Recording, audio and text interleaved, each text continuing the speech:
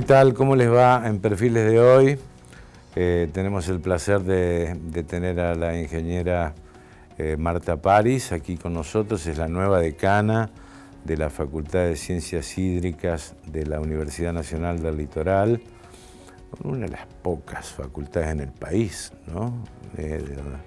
Bueno, y estamos rodeados de agua, pero a veces no, también, ¿no? Es magíster en recursos hídricos, con una larguísima trayectoria en la docencia y en la investigación. Bueno, Santa Fe es una ciudad muy particular y toda su región donde se requiere el aporte del ingeniero en ciencias hídricas, pero que es fundamental. Y además la primera mujer decana de la Facultad de Ciencias Hídricas, que no es muy vieja, sino que es una facultad bastante nueva en los tiempos en que vivimos. Pero bueno, Marta Paris va a estar hablando de este tema, los ejes de su gestión, cuál es el perfil de un ingeniero en ciencias hídricas en nuestra zona, por ejemplo, ¿no? Y fundamentalmente lo que estamos viviendo, es decir, sequías, ríos secos, inundaciones en otros lados del país. Es decir, ¿es producto del cambio climático o cuánto incide la acción del hombre en este tema? Bueno, en segundos con Marta aquí en Perfiles de Época.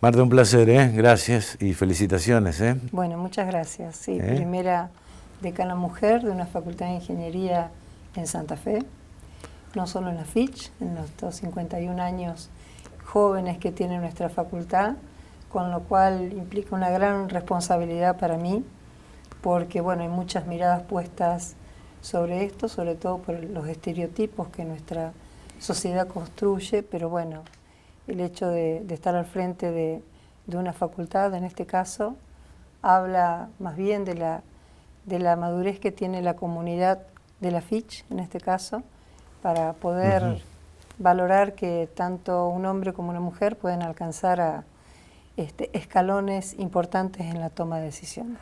¿Ahora te lo imaginabas o no? Jamás. ¿Jamás? Jamás. Allá ahora, hace 35 años cuando empecé a transitar en las aulas, no, jamás. Pero si arrancás como docente, investigadora, tal vez sí. Llegar al decanato es una cuestión... No. Yo, porque en realidad yo me formé, mi carrera estuvo orientada a la docencia y a la investigación científica, o sea, mis metas eran era construir mi profesión y mi currículum. Solo que bueno, empecé a degustar esto de la gestión a partir de una gestión más académica con la coordinación y dirección de carreras de posgrado, pero ahí me empecé a darme cuenta que me gustaba esto de trabajar para que los demás puedan trabajar y hacer mejor sus cosas. Y sí, incrementé este sentimiento en estos últimos 4 años cuando me desempeñé como subsecretaria académica. Marta, ya entrando en temas concretos, ¿qué está pasando con el agua? ¿Qué está pasando con el agua que no tenemos? Con el agua que vemos como espejo, ¿no? Sí. ¿Qué es lo que está ocurriendo? Bueno, lo que está ocurriendo es lo que ha ocurrido en la cuenca del Paraná entre los años 1910 y 1970. Hubo 11 veces registros de nuestro río Paraná a la altura de nuestro puerto que estuvieron por debajo del cero. O sea que es un episodio que si bien es extraordinario por su duración, también han ocurrido eventos como este. Solo que bueno, afortunadamente también conocemos más de estos eventos porque se conocen, tenemos más elementos de juicio, podemos interpretar e identificar tal vez las causas, y hay otras causas, porque el río que teníamos en 1910, en 1970, en toda su cuenca, no es el mismo que tenemos hoy. Claro. Entonces, por eso hablamos de una multicausalidad. Ahora, ¿es propio de la naturaleza o qué otros factores inciden? Por ejemplo, ¿el hombre incide? Sí, el hombre incide porque se altera la temperatura de la atmósfera a nivel global por este cambio climático global que estamos evidenciando, y por eso conocemos ahora que hay anomalías de temperatura en el Océano Pacífico que se conocían desde la década de los 90, pero de un tiempo a esta parte se conoce que esas anomalías, esa corriente del Niño y de la Niña, tienen impactos en zonas alejadas del Océano Pacífico, como son nuestras zonas continentales. Entonces ahora conocemos un poco más de todo eso y entendemos los impactos que eso puede tener. Pero también hay otros impactos que se deben a la urbanización que ha habido en las cuencas, el avance de la frontera agrícola, la deforestación, los incendios, porque todo eso hace que la masa de humedad que haya en la atmósfera es la que se resiente, y si no hay humedad en la atmósfera no hay lluvia, y si no hay lluvia se altera el agua en el suelo y también se altera el agua en los ríos y las aguas subterráneas también. ¿Y qué consecuencias puede traer esto? Las consecuencias, bueno, son consecuencias que tienen también multidimensiones, porque no solo hacen al abastecimiento de agua de aquellas localidades que dependen del río directamente, u otras que dependen indirectamente a través del abastecimiento con acueductos. También en la navegación, en la comercialización, es un problema el tema del calado. Los buques están saliendo a media carga porque no tienen calado para salir en el río. La flora, la fauna. Por supuesto, por supuesto. Bueno, en otras regiones no es la generación de energía. Bueno, Yacyretá también está un poco comprometida porque es toda la cuenca del Plata que está sometida a este déficit hídrico que tenemos. ¿Y esto condiciona los canales subterráneos, el agua que está abajo? Sí, el agua que está abajo, sí, el agua subterránea. El agua subterránea. Mi corazoncito, el agua subterránea. Tus estudios sobre claro, ese tema, los a ver, el ciclo hidrológico es todo uno, son todas distintas componentes, y en nuestra región las aguas subterráneas descargan en los sistemas fluviales, en el sistema fluvial del Paraná. Agua posiblemente que estamos teniendo en el río Paraná, gran parte del agua que está ahí en este momento, ese cero que va oscilando en el hidrómetro, es debido a la descarga que se recibe de los acuíferos, y también por eso la salinidad del agua que tenemos en el abastecimiento del agua Santa Fe. Entonces, las aguas subterráneas no tienen recarga porque no tenemos lluvias. Y la extracción de agua se mantiene constante o en algunos casos ha incrementado, y con lo cual los niveles descienden. Claro. Ahora, ¿las napas bajan o suben con esto? Las napas bajan. ¿Bajan? ¿Qué pasa con la gente más careciente, por llamarlo de alguna forma, que tiene que vivir de la extracción de la napa Gente careciente y no careciente. Sí. Porque hay áreas... Mejor dicho, gente que no tenga agua potable. Exacto, porque hay áreas urbanas y periurbanas en nuestra propia ciudad que tienen abastecimiento con perforaciones domiciliarias. En algunos casos estas perforaciones han quedado, como se les dice, colgadas, porque no tienen agua y las bombas no pueden aspirar más, aspiran vacío. Entonces, muchas veces se piensa que la solución es profundizar la perforación, pero bueno, podemos encontrar agua de menor calidad, agua más salina, que es lo que uno esperaría encontrar. Entonces no encontramos una solución para tener un agua que sea apta para el consumo humano. En algunos sitios de nuestra propia ciudad dicen, bueno, hace 20 años esto no pasaba, por más que el río estaba en bajante. Pero hace 20 años la urbanización, por ejemplo, que tenemos hoy en el distrito de la costa, no estaba. ¿Qué quiero decir con esto? Que ahora hay más usuarios para el mismo recurso. Sí. Bueno, tenemos barrios que están a la vera del río. Por supuesto, sí. A la vera del río. Exacto. Digo, nos hemos quedado dormidos como Estado, digo, porque esto en particular, a excepción de aquellos que queman los campos y provocan la deforestación, etcétera, que sí es una acción del hombre y delictiva también. Muchas veces sí, claro. Y el caso de Corrientes, ni más, acá en el delta del Paraná. El Estado como tal, ¿no vio este tema de medio ambiente a tiempo? Digamos, Yo creo que no, porque ¿sí? me parece que cuando uno habla de medio ambiente Sí. tiene que haber una coordinación de distintos sectores.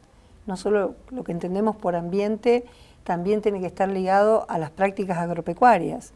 Por ejemplo, a escala predial, a escala de cada propietario, que muchas veces hacen cosas que deterioran ese ambiente y deterioran los sistemas hídricos y el suelo. Esas prácticas agropecuarias de quemar lo que quedaba en el terreno para después volver a reutilizar ese predio sin necesidad de hacer prácticas agropecuarias. Es más barato quemar un campo. Es más barato, por supuesto. O bien en campos en que haya depresiones naturales, que se hacían nivelaciones o porque queríamos explotar o poner soja en todo el terreno. Y nos olvidamos de que esas depresiones naturales hacen como de contención para las épocas de inundación, evitando que se inunden zonas más bajas. A veces, digamos, en esta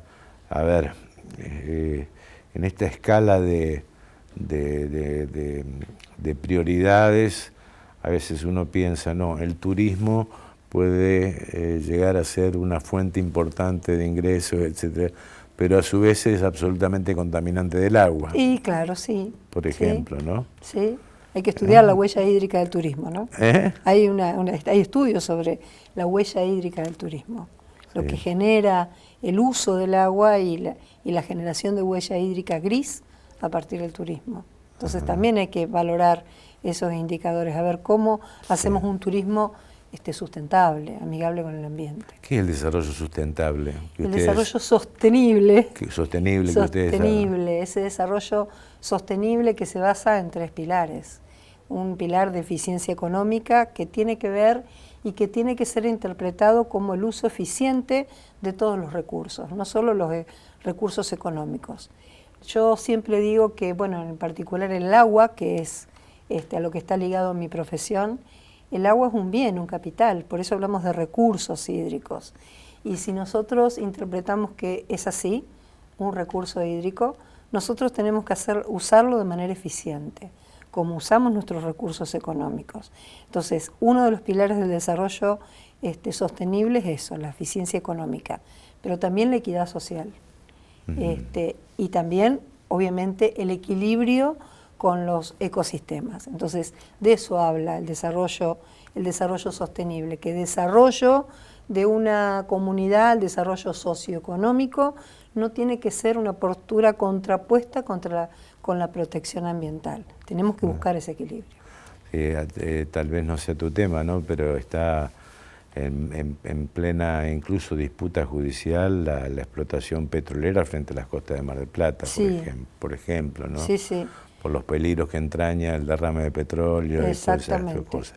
Por ejemplo. Por ejemplo, o también las extracciones mineras, o muchas cosas, ¿no? Y también todos necesitamos fuentes de energía, todos necesitamos minerales, así que bueno, nuevamente hay que buscar que para eso está la tecnología y para eso está el aporte de la ciencia en tratar de buscar que las obras, las intervenciones que hagamos tengan el mínimo impacto o que tengan impactos controlados en los sistemas naturales. Y que también tengamos preparado, que eso mucho no se habla, planes de contingencia para actuar ante los accidentes. Una pausa, Marta, ¿te parece bien? Enseguida sí. Con Marta París.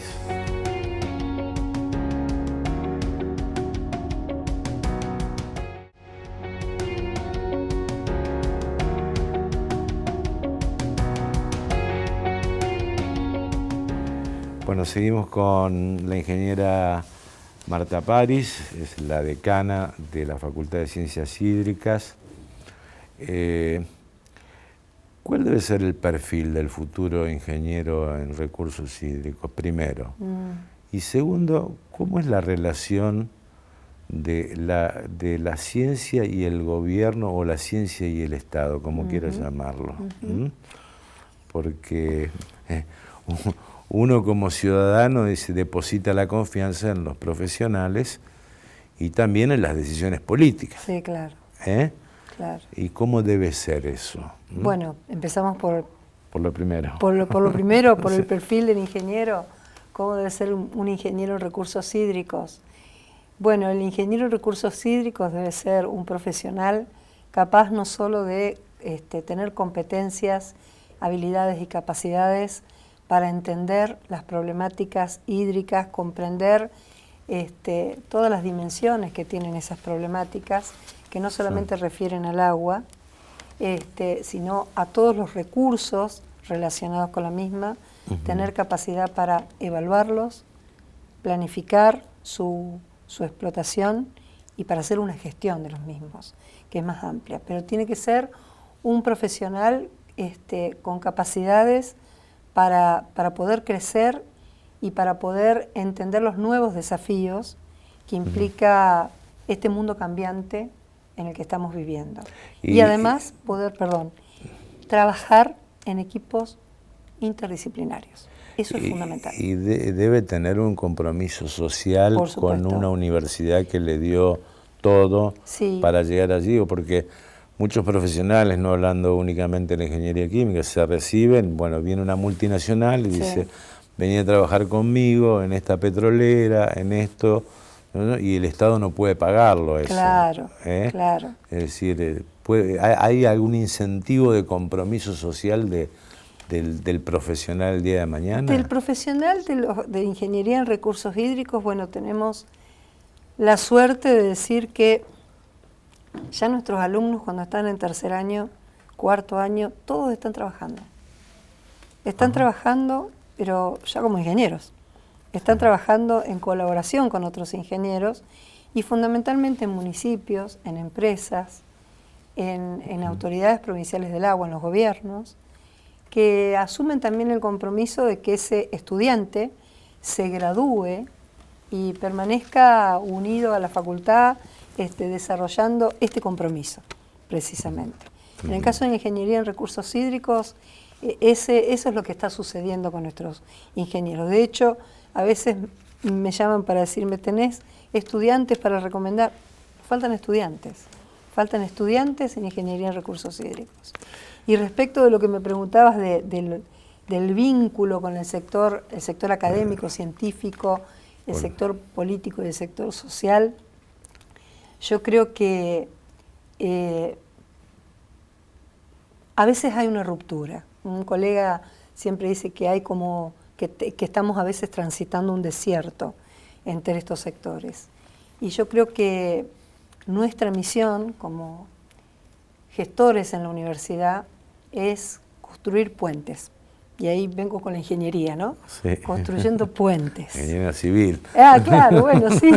Bueno, pero los hídricos también aportamos porque les damos el caudal de diseño, la lluvia de diseño a los civiles.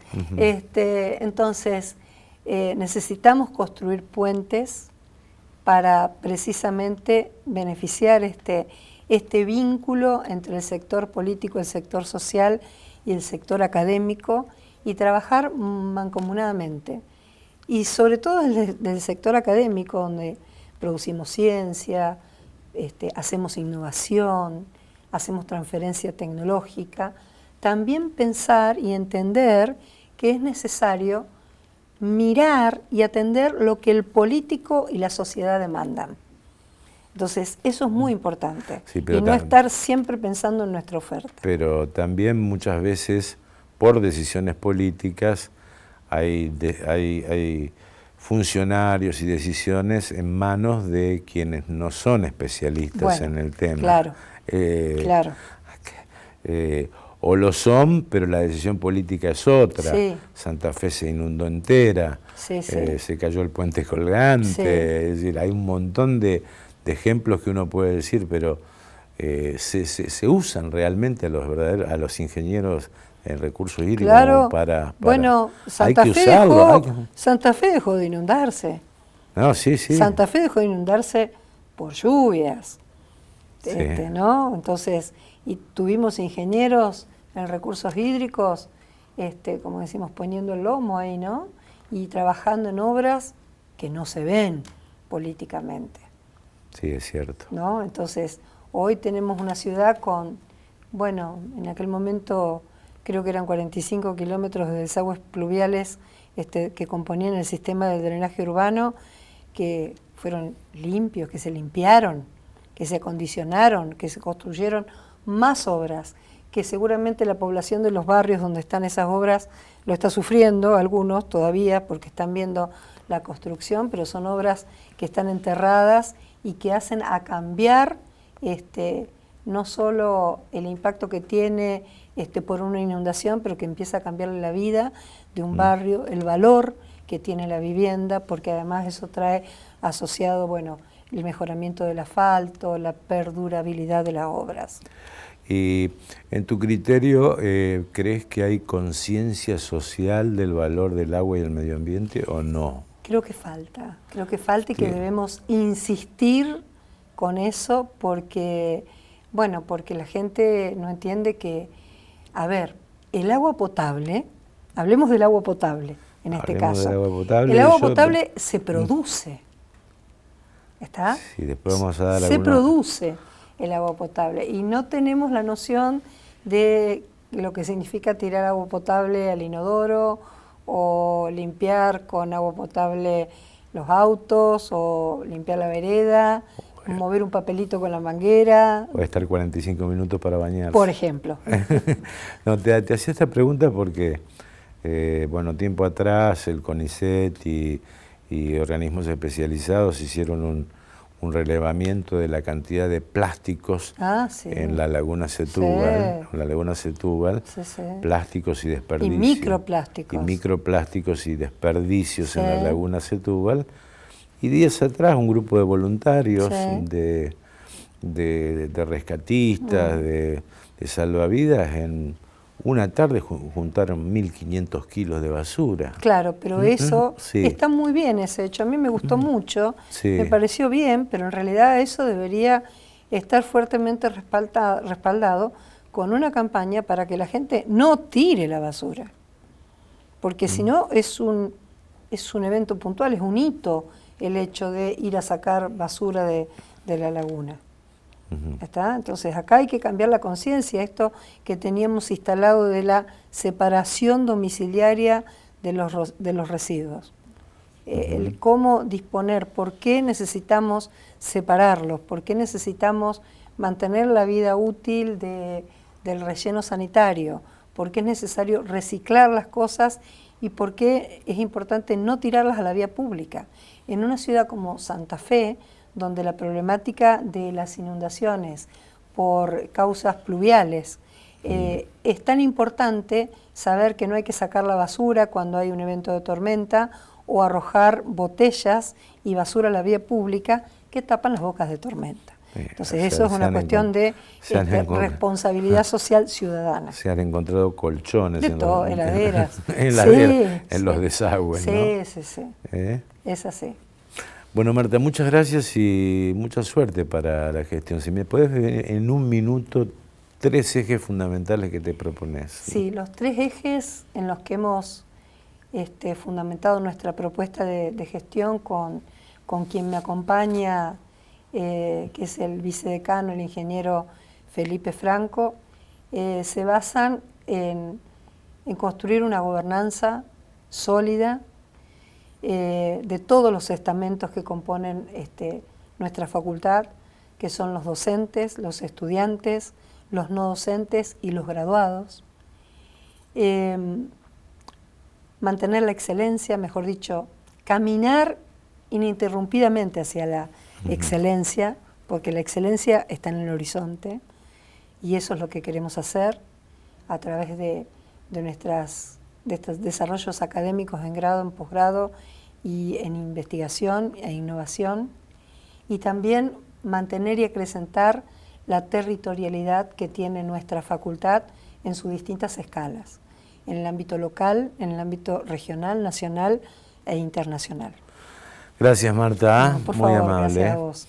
Bueno, estuvo Marta París con nosotros. Bueno, le agradecemos a Maggie, como siempre, nuestra productora aquí en Perfiles. Está Rodri también hoy acompañándonos y Javier de la Fuente también. Así que un saludo a ellos que hacen el trabajo. Hacen el programa. Hacen el programa. Sí. Bueno, hasta nuestro próximo encuentro. Gracias. Bueno, muchas gracias.